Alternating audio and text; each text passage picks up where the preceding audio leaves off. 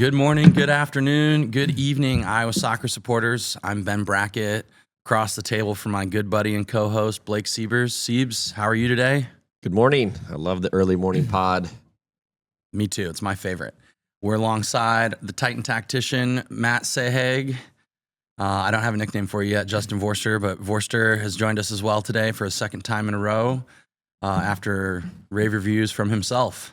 And Vorster, welcome. The reviews have gone through the roof, to be honest with you. Thanks for inviting me back, which you didn't do. I just pitched up here anyway. So I thought because of the reviews that we got, I'll make a guest appearance. No, we're happy to have you back, Justin. Thank you, Ben. Siebes, why don't you get us started here? We're coming up on the end of the season, so we decided we'd go catch a match of a team that we've been following for a long time and have been one of our biggest supporters. The OGs, kind of, right? The North Polar Bears. North High Polar Bears, exactly. So we got a little kind of double action. We'll talk a little about the girls' team. We'll talk a little about the boys' team. As we had mentioned, they've been big-time supporters of us since we started doing a lot of things. So Leland and Lisa, coaches for the boys and the girls programs, super good people. And, we've talked. They both started at North coaching those programs around the same time. I think Lisa was maybe a little before Leland because I think Leland was maybe at Lincoln or he was somewhere else. But they've both grown these programs from, basically, smaller, underachieving programs with not great numbers. I think Lisa had a JV2 team this year. So they've expanded their program dramatically. I think it's just awesome what they're doing over there. Yeah, the boys, real quick, the boys, right? We've done some stuff with the boys and the girls, both just some different non-soccer stuff, coaching, education, and whatnot. So looking, if you want to talk about some staffs that look to make players into bigger, broader people, they've done well. Go ahead, sorry. Yeah, Lisa Grief, because we didn't say full names before. So Lisa Grief is the girls' head coach, and Leland Shipper over at the boys. Vorster, you were going to say, I think you were going to mention. No, I think credit to both of them. For growing the program, I think that's it's huge. You look at the last time I spoke to Leland was when they were meant to play at Hoover, and they had the storm come through and the game was cancelled. But he spoke to me about how he has to take I believe it's the Kick It Forward van. Oh, it's been done before. Do you still have the van, by the way? Do we still have the van? We do still have the van. No windows, though, still. No windows? Does it work, though? Does it move? Yeah, it moves. All right, cool. Yeah, he was talking about that and how he has to transport the guys. And, there's more to it behind the scenes than just going and pitching up and rolling a ball out for training and games. So, credit to those guys, Lisa and Leland, for a great job they do over there. Yeah, right on.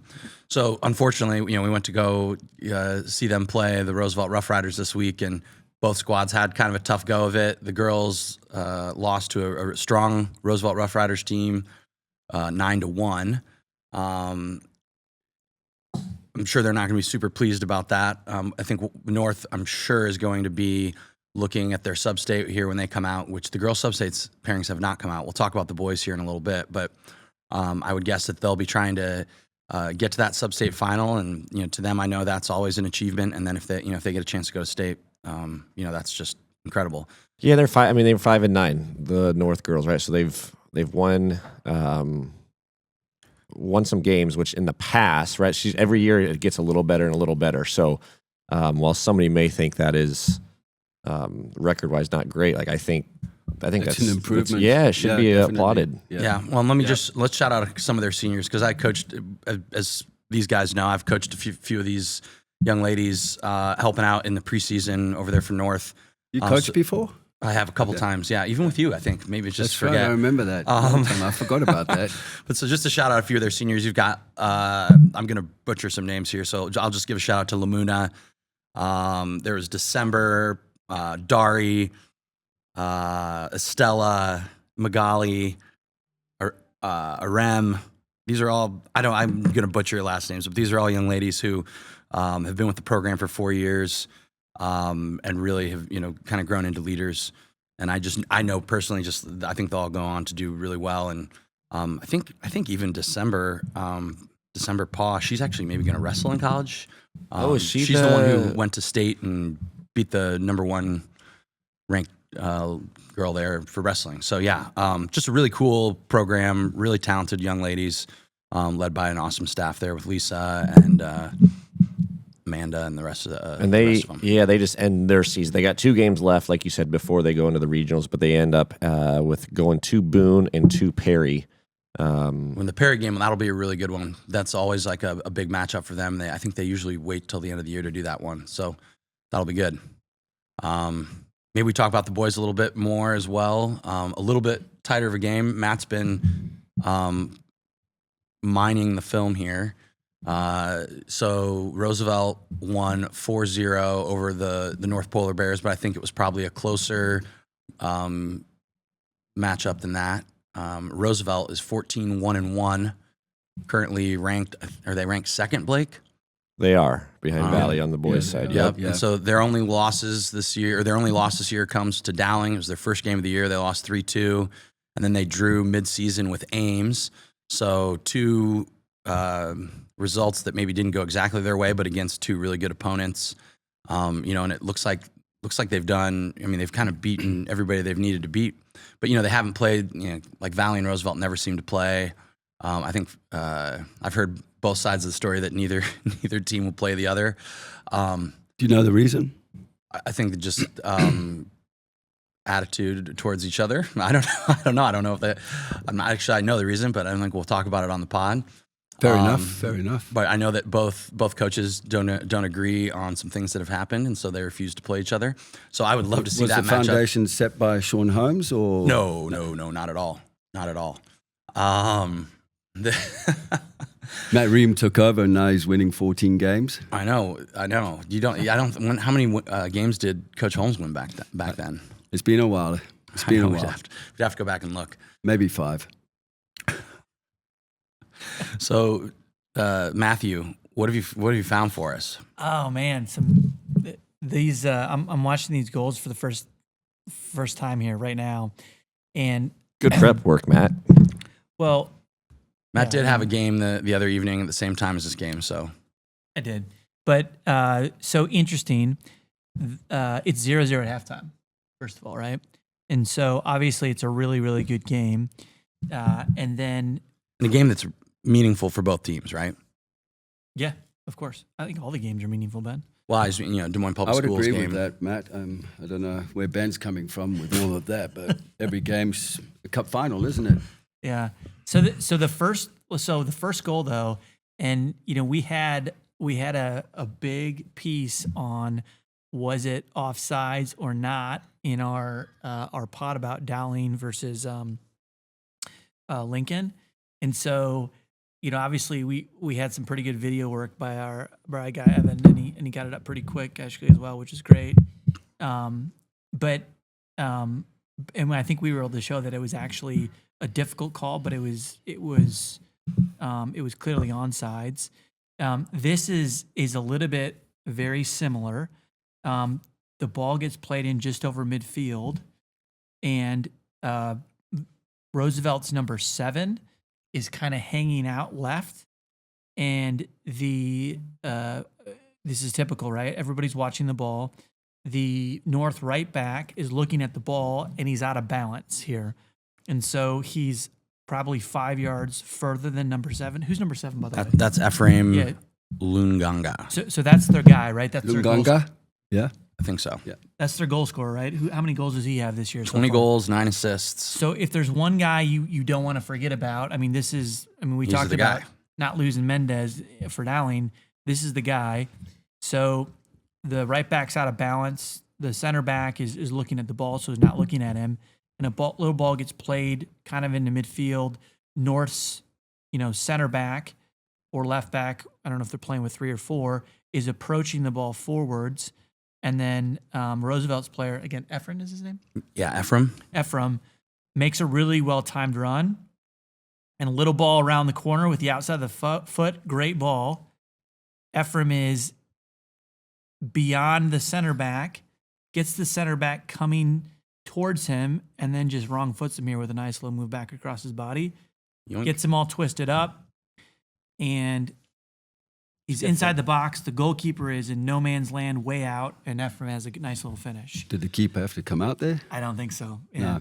So a couple of, I mean, Ephraim is actually going away from goals, so the angle is really poor. I think if he stays on his line and just moves his feet and adjusts his angle, he may catch it. But he made a decision and came out to get it. Now, for me, the question is it offsides or not? And so We love this question. yeah. So here's what I think I would say about this. Number one, if you look at when this ball is played, the referee is trailing the play, right? He's about 5 yards behind. Okay. So I don't know. So, he may be able to see the angle here, though, because he's using the lines. Oh, actually, no, hang on a second. I'm sorry. The linesman is actually right at the play. So I'm sorry, Mr. Linesman. When it gets played, he's exactly where he needs to be. And as it gets played, it's really close. Okay. And this is another one of those that's difficult to analyze. But what I like about it is because it's so close, the flag stays down. Right? I mean, I don't think in that scenario, realistically, the linesman, especially with the way that ball was played in midfield, and the Roosevelt player plays it around the corner with his outside foot. The ball is actually shielded probably by the North defender, and it gets clean through. So whether his arm was off or half of his body was there, we don't have cameras, we don't have VAR. I think unless you're positive, you keep the flag down. I think the referee did a great job, made the right decision from what we can tell. And so we get Ephraim running onto goal and scoring. So that's the first goal of the game, and that's the goal that Roosevelt needed to break the game open, and it took them over a half. So this is in the second half? This is second half, yep. Okay, so they go up 1-0. And it's deceiving, too, I think, the offside thing, because he comes back to get the ball a little bit, right? He checks his run and holds it up. So you just kind of can't tell. So it almost makes you assume maybe he was offside, but you can't tell. And that, to your point, it's great that they move on and play it through. Well, we need to get Sean on here, Geezer. Looking at his last comment about the magic eye and everything, and The magic eye. the magic eye, the magic eye. So we do have some friends that are referees. For those that think we just hammer the rest, we like the old geezer. Well, I slip him $50 now and again to win games, but I'm just a joke there, guys. Don't we? No, I'm not joking. But no, seriously, on that one, that's a tight call as well. The linesman, I would agree, was in line. No problem with that. He did look offside. But I mean, the VAR and all of that, when we go back into, I prefer this, where it's just it's natural, and it's a tight call. But what a goal, though. What a goal. How he cut across the penalty area, you wouldn't think he was going to score. Goalkeeper shouldn't have come out, but at the end of the day, I would have played Rodrigo at right back for North. Plays for me at right back. Does a good job. He's quick. Probably would have handled that. Ooh, Sounds wow. like you're volunteering some time to go help Leland next spring, Justin. Well, I tell you what, I didn't see the right back, so he probably was playing right back. So the rest of the half goes on. You were able to catch a few more goals there, Matt. You have any more you want to talk about? Yeah, I mean, so I've got goals 2 and 3. So North holds on for probably about 15 more minutes, and then about between 20 and 25 minutes left.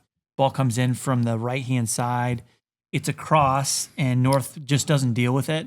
And then kind of a half clearance. The ball bounces down. There's a Roosevelt player entering into the box, making it a late run. Takes it first time, beats the goalkeeper with pace right over his hands. So it's a decent second goal. I think North is going to want. There's a number of different things I think that they're probably going to analyze. First of all, as the ball comes through here, you've got a player gets caught in no man's land, doesn't actually go pressure the ball. He actually ducks, and it looks like it may have go off of his head a little bit. So I know that's a tough position to be in when the ball's getting screamed at you. He ducks his head. Then the center back is facing in the wrong direction. And so I think that is why he has the poor clearance, right? I mean, he actually is trying now. He's facing towards his goal, and he's trying to actually almost turn and clear it. You'd like to see, I think, when this ball comes in, him a little bit deeper so he's facing forwards if he can. And if he's facing in the wrong direction, I mean, I'd just be clearing this for a corner kick. Safety versus risk, right? And then the player who's entering the box who scores, you've got a North player who's trailing him, and he needs to be prepared for second ball here, and he's not. And the Roosevelt player just kind of coasts, and you can see the North player realize, hey, I'm late, this is a problem. And so then there's just an uncontested goal. So just looking at that as well, yeah, fantastic goal. But the clearance, I think he was a little bit indecisive because he had two white shirts in front of him. He was probably looking to pass to one of them, trying to lay it off there. But in that situation, body mechanics, positioning, I would have probably just gone the other way towards the touchline again. Mm-hmm. But he kind of just set up the Roosevelt player coming in. What about, would you have controlled this even maybe? Could you just take a touch here? Well, that's got to be a shout as well, and just being aware of your surroundings. I think that's important. Yeah, he could have taken a touch. But in that moment, it's difficult to say, being the player there. Right. I know Ben Brackett would have taken a touch. Siebers would have just cleared it. Oh, Vorster, you're too kind. So I think Roosevelt ultimately just too much for North when it's all said and done, right? They've got talent in a lot of places, and I mean at 14-1-1, they're going to be a pretty tough object to move at this point, right? Siebes, do you think Roosevelt's a contender or pretender right now?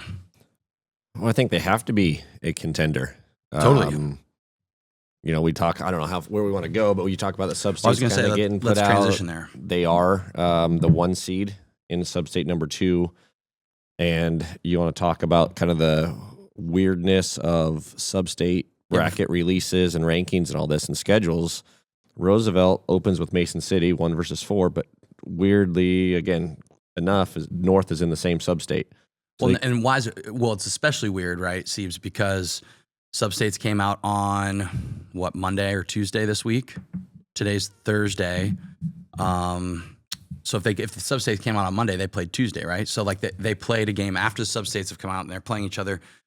Oh, I don't know. I mean, there's part of me that, the non-competitive part of me says, well, I don't know, play the JV teams and just let the guys rest because they're going to have a big game in a week or two.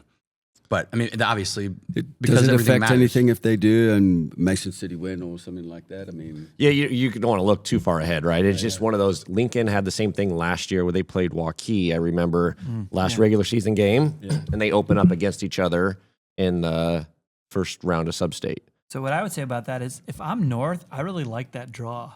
I do, for a couple different reasons. I know they got beat 4-0, and I haven't watched the entire game, but they held Roosevelt to 0-0 for an entire half, right? And then we see that the first goal is they just lost their mark, right? So you can fix that pretty easily. The second goal is a poor clearance. You can fix that pretty easily. I've seen the third goal. The third goal is off of a corner kick. You can fix that pretty easily by going up and winning the 50-50 balls. I haven't seen the fourth goal yet. But what it looks like to me is in terms of, and this happens in all games, you can analyze this, goals at left and, backwards and forwards, left and right. But it looks like North can just clean up a couple of things. The danger for Roosevelt in a bracket like this, right, is overlooking someone who you beat 4-0 just a week ago. So I don't know what Linmar's like. Maybe they're, and what that matchup looks like for North. But all North has to do is beat Linmar, and they probably have a rematch against Roosevelt. And based on Roosevelt's performance, they're going to be one of the top teams. So I'd love to see North maybe a rematch that North Roosevelt game, and who knows what could happen. I think it'd be great to see North in the Final 8. Yeah, but so Ben, back to your question. I think Roosevelt is a contender. I am maybe a little biased, right? We got a bunch of the Keck parking boys working for us. Good kids. So the Roosevelt guys? Yeah, we got a contingent of them. But so that's that. I mean, I hope you're paying them above minimum. They do. They just do. Put you they on do the spot quite there. well. Good. Better than when we were there. We all know. Yes, Hey, let's be honest. We all know that Keck Park pays all right. So let's talk about the substates, Siebes, real quick. And I think it's interesting too when you compare the substates with like the power index that we've got that Bound puts out, because it doesn't fully match up with the way it's set up. But I think it's interesting nonetheless. Well, they come through the rankings, right? I think they use the rankings, the human rankings, correct. The association, and then Bound uses the computers. Yep. To generate. Yeah, so it's the just interesting to schedule see and all that, just to compare them. But so Substate 1 we'll talk about real fast. Top of the bracket, the 1 seed, my Valley Tigers. They'll play the winner of Sioux City West and Sioux City East. And then on the bottom side of the bracket is Sioux City North and Southeast Polk. So Valley likely, after having not lost all year, minus their first game against Ames, they're on a 15 or 16 game winning streak. They're going to be really tough to beat. I expect to see them in the quarterfinals at the state tournament as a qualifier. That would be my guess. Any thoughts there? What about your Southeast Polk Rams there, Siebes? It's an uphill battle. It's going to have to be a huge upset not for Valley to come out of that bracket somewhere. Yeah, I think that's true. I don't think there's really any question about that. Substate 2, Roosevelt on the top side of the bracket. They'll play Mason City. On the bottom side of the bracket, number 2, Linn-Mar will play North. I think it's a tricky one maybe for Roosevelt too, whether they play, assuming they beat Mason City, Linn-Mar and North are going to be tough games.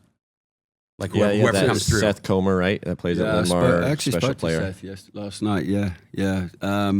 Said they've been up and down, Linn-Mar, but it's Substate. Play to win. I mean, you never know on the day. We say this all the time when we come into Substates. But I think that's going to be a cracking game. So North have to go east to play Linn-Mar. Is that right? Yes. Okay. Kind of ironic. Say that again. North have to go east. I did it on purpose, man. And so Linn-Mar's, they're right around 500. Yeah. Their power ranking is 17th. Roosevelt is number 2 in the power ranking. So, I think that's Roosevelt should come through that substate, correct? I would expect. Substate 3, this is a really interesting substate because you've got Ames as the 1 seed against Waukee, the 4 seed. You expect Ames to go through there. But then you've got Centennial and Marshalltown as the 2 and 3 seed. Marshalltown's a good little squad, but Centennial also led by Tate Duax and a number of other good little players there. You got Brazo and Brian, head coach. Oh, Coach Duax, of course. Well, which we Are understand you interviewing him again this year? No, we should do it mic'd up if he makes the state tournament again. That would be great. We should, yeah. I love him mic'd up. He's great mic'd up. Yeah, the last time we interviewed him didn't go so well for you, Ben, did it? No, it's a tough day for me. I'm still fighting the effects. You got to figure out if they won the game or lost the game. I think that's really important. It is. Before you jump in, yeah. Good No, point. but I think that's a open one, right? I do. I mean, Ames is. They're really good, right? But we've also seen them play. Matt and I saw them play against the Ankeny Hawks earlier in the season, and they gave up 4 goals before fighting back and making it a real match. They had also just played in Marshalltown the night before. That's right, and squeaked cranked a out game. a one, That's right. won a victory. So that's why I'm looking at that bracket. That's really interesting. Has Ames played Centennial this year?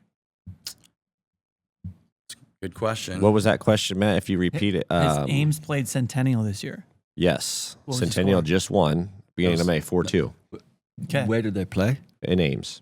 So really interesting, right? You draw. That's right. That's the game that there was the red card in. But so you draw. Don't get me same going. Substate.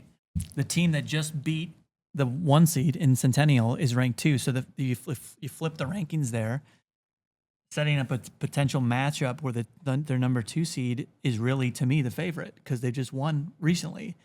So that's a really interesting bracket, I think. Yeah.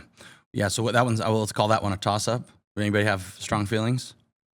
I need to know more about Marshalltown. Have you guys watched Marshalltown? I haven't seen them play yet, but I've heard rumors that they're quite good. Well, God They're told us always they were good. tough. Yeah. They went literally the morning before they played Ankeny, and he said, we had to play our guys the entire game so we could squeak the 1-0 victory out because we couldn't afford to lose that game. Yeah, Marshalltown's maybe a little dark horse in that sub-state.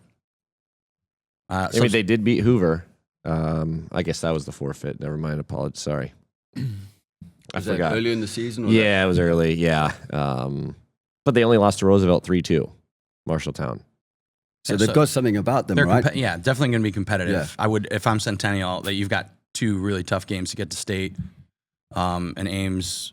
Waukee has not been great this year, right? I mean, they're a really down year for a team that you'd expect, just based on their location, everything would do all right. Yeah. You're talking about Northwest or No, the old Waukee, if you will. Yeah, they're 2-12, but they do. I mean, again, bound rankings, right? They got the 11th most difficult schedule. Yeah.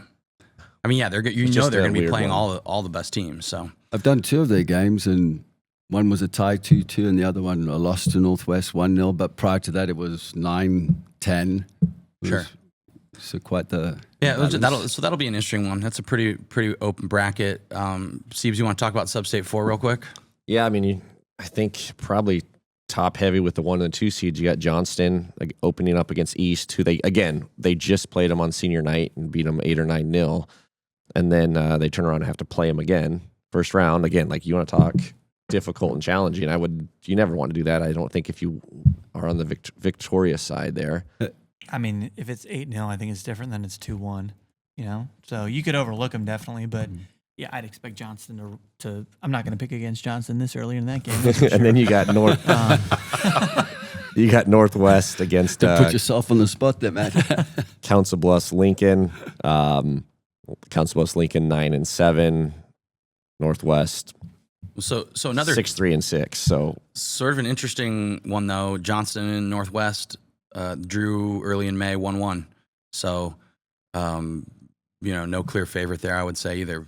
I'm Blake. I assuming you're going Drags all the way. I think you have to. They got the experience. They've been there. They've done it. And do you remember early in the season, one of our agents told us that Waukee Northwest might be the best team in the state? I do remember that. And I'm just throwing it out there. it's Can just you throw bizarre, some right? names out there? No. We keep our sources. 6-3-6. So they're just. I mean, I don't know what to make of that. That's a lot of draws. Here's what I'll say about Johnston. I think we need them to be in the final 8. So I hope they pull through that bracket because it's a fun team to have in the bracket. They're the 2-time, back-to-back state champion. A three-peat state champion would be Opportunity to something. three-peat. So if they win it, it's an incredible accomplishment. If they get knocked off, it's going to be a huge game. So those state tournament games, whoever plays Johnston are going to be unbelievable games. So I'm pulling for Johnston in Substate 4. I think they're gonna roll through it. I think they had a little bit of a rocky start to the season, and they've come on really strong. So I would say they're the favorite to pull through there based on their experience and then how they perform at the end of the season in the last couple of years. Just a weird one, real quick. But Northwest played Council Bluffs Lincoln to open the season and won 4-1. So it'll be interesting how they've changed at the end. Look, they've got a good team. Put it out. I mean, in all departments, they've got quality. They just haven't been able to finish and just take care of games when they should have. When I covered the Waukee Warriors game, the local derby, the chances they had and the misses was unbelievable. So maybe they can get things right. But just going back to Johnson, their last couple of results, didn't they have? They were on the up, and I think they've had a couple of losses. Yeah, so I mean, the last 4 games, tie, loss, win, loss. So they're 1-2-1. Who was the last loss? They lost to Valley, and they lost to Centennial. Aziz is flying, isn't he? Yeah, He is. Good season. yeah. But then you're talking about Johnson's results. They also beat Dowling 5-2, and then we move over to Substate 5. Dowling is the number 1 seed there. They'll play the winner of Cedar Rapids Kennedy and Cedar Rapids Jefferson, and then the bottom side of the bracket's a real interesting one as well because you've got Iowa City West and Waterloo West. I'm just going to pick Iowa City West again based on experience and all that kind of stuff. We've seen them play, and Dowling Catholic Iowa City West as the Substate final will be super interesting. We watched them play earlier in the season. Dowling won off of a last-second Olympico from Mendez. I think it might have been unintentional as well. So, I mean, really, is as even of a game as you could get, right, Blake? We saw that one. Yep. Who do you have there? I mean, Iowa City West is one of those teams. Like they're always going to be tough to beat. They're well coached. They've got good players. What's their record? They're this on year? it. They're on. They started out really slow, right? And we were kind of wondering what's going on. They've just rattled off 5 wins in a row. They just beat Linmore, smashed them 4-1. They beat the Fighting Rotherts out of Dubuque Senior 5-2. So they are. Styles and Sheffy have got them clicking. We've talked about it, right? When do you want to perform? You want to perform in middle, late May, and they're doing it. Yeah, we'll see. That one will be another interesting one. Talk about not picking against people the way that Jonathan Mendez has been playing this year. I certainly wouldn't pick against Dowling. I would expect that Mr. Mendez has plans to be here in town in early June. Depends if he's man-marked, huh? Well, that'll be interesting, too, if Iowa City West gives him that much respect that they decide to man-mark him or they just play him straight up. You want to talk about Substate 6? Yeah. Anybody have anything else? Who you guys picking out of that? I've got Dowling. Well, you have to have Well, Dowling. of course you do. Of course you do. I think I'm not going to pick it. I'll say I think Dowling's going to win this thing. But It's going to be tight. yeah, so It's a spicy pick. well, I mean, think about this would be their third or their fourth return Third. Third in a row to the state tournament. Fourth. Fourth, okay, whatever it is. But 2 years ago they get knocked off by Iowa City West in the semi or in the quarterfinal, whatever it is. Semi. And then last year, they're without Mendez and they go to the final, and then lose to Johnston, get smacked pretty good. If somebody's due, it's Dowling. So, but gosh, I mean, Somebody's that due. is It's the Tigers, man. They haven't won state in 10 years or so. Yeah, so. but they always choke when they get there, don't Not they? always, but Come on, man. recent. I just think that is a tough draw, though. I would never want to play Iowa City West in a sub-state final. Never. No, absolutely not. That'll be just. I wouldn't either, to be honest with you. That'll be one that we have on the Huddle Fan, account. We'll be watching that one. Substate 6, Iowa City High. Usually the lesser of the Iowa City teams really having a great season. They're at the top of the bracket. They'll play the winner of Davenport Central and Dubuque Hempstead. On the opposite side of things, you've got Bettendorf as the 2 seed, Dubuque Senior as the 3 seed. Bettendorf always is going to be a tricky team. They're a team that likes to get to the state tournament. Iowa City High, very well coached. We know that for sure. What else? Yeah, I think the one, they've got the couple of those good players, right? They got Jack Dancer. He's going to Drake. What a great name. And then so Fajardo, his boy, I've heard is decent, does really well. But I would say, they need to sort out Bound because there's no statistics for the most part. So, right? So you're trying to look at this and say, hey, their only I losses thought you were talking about Jack Dancer doing a few moves and bounding left and right. Yeah. So their only losses to City West. But Really? yeah. Their only loss is the West. Yeah. And then they've tied Ankeny and they've tied Dowling. Ooh. And they tied That's Atumwa. I think that was early season, and you never know what's going on there. But again, they might be the quote dark horse or somebody Overall dark horse. Yeah, And to last kind year- of get through. Didn't they take Johnston in the quarterfinal? Was it a 1-0? Well, they lost to Roosevelt last year. Last year, It was Johnston. Johnston, Iowa City High In the final, right? in the quarterfinal. Quarterfinal. And I believe that game was 1-0, and it took. I think that's what it Everything was. Johnson had to get through. Yeah, exactly. Yeah. So look out for them. But you do have, you got the Bettendorf down at the bottom side of that bracket against, again, the Fighting Fighting Rotherts, who have, you want to talk about They've had some winning games, Yeah. pretty or not, the guy knows what to do. What's their record so far? So Dubuque Senior, Yeah. they are 7-4-4. Okay. And again, just kind of churning out ugly results. Right, but in 11 of the 15 games, you've either won or you're just on you're at a draw. So that's pretty good. First year as a coach there? No. I think Rother's been third. coaching for 30 No, I know. years. I know, but at Dubuque Senior though. Yeah, he's when been did he there a get couple job? years now. Okay. All right, I let's. couldn't remember, but it's if he's out, he'll be with us at the state tournament on the pod, right? If he's in, we may not see him as much. So, Well, now I don't can't know, say what I yeah. hope or not. That'll be another one though, right? That's going to be you'll have to watch to see that game. You know what's going to happen there. It's not a one-way traffic kind of situation. Predictions? I mean, Bettendorf, I'm going. really, I'm going Iowa City High. Same. Yeah, it's got to be the Little Hawks. Little Hawks. Okay. All right. All right. All right, Substate. go ahead, Ben. Substate What 7. if I win? What do I get? My steak dinner? Because I didn't get it the other night. Let's move on. Talk to Titan about that.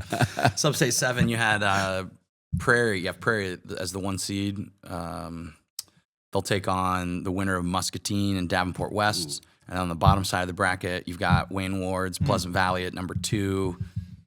The 2 seed playing Davenport North. Blake, thoughts? I mean, I think it's Kurt Lewis, Wayne Ward in the final, and Oh man, I would love to hear the banter back and forth from them on the Yeah. sideline. I'd be curious. Like, I think I don't remember. Those guys know each other. I don't know if it's a good relationship or not. I don't remember. They're both great characters, though. And I don't know what Prairie's looked like this year, but we just know that traditionally Pleasant Valley is well coached, super organized, hard to break down, and just always difficult to beat. Right? Yeah, I think Kurt's trying to get over this hump of getting. Obviously, they've now made it to state quite a few times, but how do they get out of that first round and out of that semifinal into the final? Justin, what do you think? I look at Wardy with Pleasant Valley and how he organizes his teams. And when it comes to this situation here, he finds ways to win. Wardy, sorry, man, but I'm going to go with Prairie this year.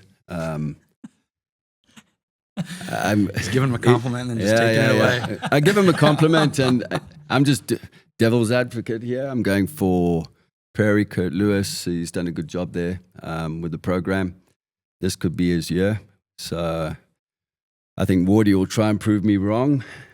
We'll see when it comes round. So Pleasant Valley is 12-2-1 in the season, and they're a 2 seed. Isn't that interesting? Yeah. Yeah. So how does that work again? Well, what do the power rankings say, Siebes? Yeah. So they've been battering some teams. I'm just looking at their schedule, battering some teams, and then they've lost a couple of that. Probably they would have close ones that they may should have won. But the Prairie's 10-3-1.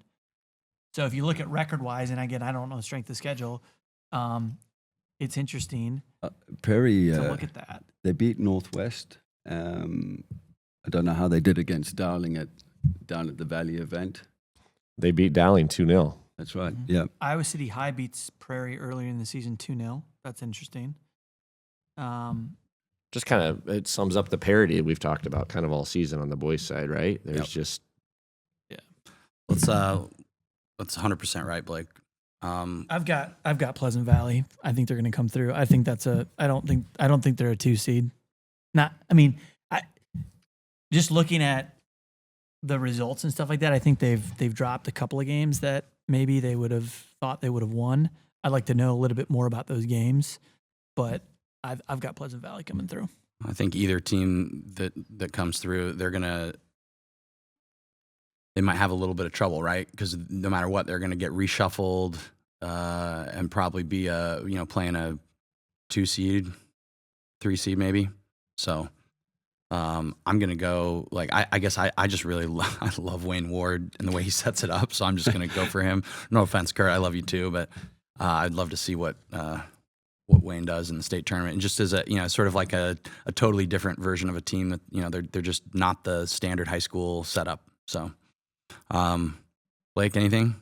Substate 8. Let's do it. This one's a real interesting one too. Ankeny, the 1 seed against Cedar Falls, and then the bottom half you got Lincoln against Ottumwa. So Lincoln with maybe their best chance to go to the state tournament in a long time. Lincoln and Ankeny did not play this year, did they? So we don't have any idea what that looks like. We've seen Lincoln be capable of playing in some big games and competing against some big teams. We saw them go toe-to-toe with Dowling, and their strategy in that game was to try and lock down Jonathan Mendez, and they did for all but 10 minutes of the game, and he had 2 goals and an assist. We've seen Landon Benge up up close and personal. I was just going to bring that up. Yeah. So it'll just be interesting though, because you've got two different types of players. Like Mendez likes to come deep, combine with his teammates, and he can create for his teammates really well. Whereas Landon Benj seems a little bit more of like he's the guy that's going to score. He's not going to set a bunch of goals up necessarily, and he's maybe a little more vertical of a player, a little bit more physical of a player. Will Joey Sathanarath man mark him, you think? I hope they do. I don't know. I mean, what I would do is I just think Benj is best when he gets in behind you and he's running, right? So I would just make sure that a player is deep enough wherever he, if they don't have the ball, wherever he is, where they're making him come and get it with his feet. And then turning and running at you with then cover.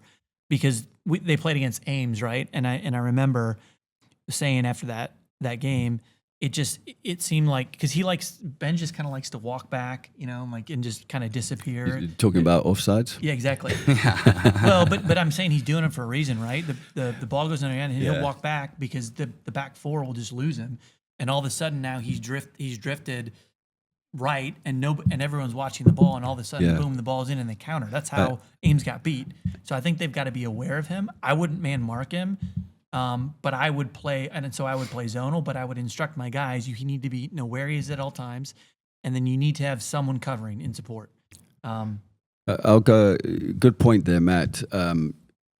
Walking back from an offside to onside, the ball always goes to him. That's the problem. And the expectations are into to Benji, and that's it. Whereas you could have runners on the opposites in phase one. Phase two, he's not going to be offside if he's behind the ball in a breakaway. But, I did the game against Centennial, and he's just, you get too tight to him, he'll roll you. Mm-hmm. He'll absolutely roll you. He's aggressive, he closes down. He's offside a number of times, but I tell you what, he comes up with the big-time goals. Yeah, and I'm not criticizing him for being offside. I know that. I am. Okay. Yeah. Gosh, I wish. Yeah, never mind. Well, I would just say, real quick, Ben, sorry to interrupt you, but we're talking about this Ankeny versus Lincoln Substate final. Like Lincoln's got to beat Ottumwa. And they beat them 4-1 earlier this year. But again, it's tough beating somebody twice in a season. So will that game be played in Ankeny if Lincoln beat Ottumwa? Okay. I wonder what kind of fan support Lincoln's going to bring to that game up in Ankeny if they play them. Hopefully it's big, but I can see if Lincoln brings a big crowd to that game. I can see the crowd being a big factor. What have their crowds been like at home so far? Well, I just remember when it was Lincoln Roosevelt a couple of years ago and they brought a big crowd. I mean, it was electric. Yeah. And they brought some folks to Dowling the other, week or two ago. Yep. Started chants and it was pretty good. Yeah. Oh, yeah. Well, good. So it'll be interesting to see how that all goes. Ankeny, I just wanted to point this out. So they played, they beat they drew Iowa City High most recently. Then they hosted Waukee Northwest for their senior night. Or no, it must have been Northwest senior night, and they beat Northwest 1-0. And then they play tomorrow against Urbandale, who's one of the top-ranked 3A teams, and then Monday against Marshalltown, who we've talked about as a really tough team too. So they're just, my only point being is they're playing 4 teams that are going to, in this last week or so, that are going to be, that are tough teams, that are state tournament quality teams. So I don't know, maybe that's good, maybe it's bad. Maybe they're tired, maybe they're just sharpened and ready to go. I think it's open for everyone. We've seen results go back and forth. We've spoken about it. And here we are just naming off organizations that are going to go through and watch. They'll bite us in the bullet just now. Well, and the reality is, right, Justin, I don't know what that means, but that makes 2 of us. Yeah, African Mzungu, I just wanted to get you guys going. Matt knows what I'm talking about. The reality is there's Matt a reason. Matt myself have some lingo going. There's a reason they play the game, though, right? I think even Evan's hysterical over there, isn't he? Huh? Carry on. Sorry, Ben. That's all right. There's a reason they play the game because these are all. I don't think there's a single matchup or game that we've mentioned that is 100% going one way or the other. So, there's a reason they play them, and we're going to be excited to be there watching. do we want to make any just like does anybody have a state champion? But do we get to that next episode when they I like actually? that. Yeah, let's do that. Yeah, so we'll talk You're girls. jumping way too ahead, man. Hey, We'll talk girls excited. districts when those come out. So that'll be a female heavy pod, hopefully. Pep's Pizzeria play of the week. Say that 3 times fast. Don't forget to get those plays in. Heavy pod to Pep's Pizzeria. That's interesting. Matt, All right. what's up? What do you mean? Oh, sorry, you ready to? I thought you were going to say something. Sorry. No. I was just listening to you. All right, well, let's shut her down then. It'll be interesting to see how this Substate goes here over the next week, 10 days. We'll be back with some girls' action to talk about their Substate draws that come out here. Thank you to the Titan tactician, Matt Sahag, and, of course, Justin Vorster. Thanks for the invite again, guys. Of course, it's a standing invite for you, Justin. I don't know about that, but we will talk to you guys next time. Hey, listen, I don't want to take over the show or anything, but thank you. You're welcome.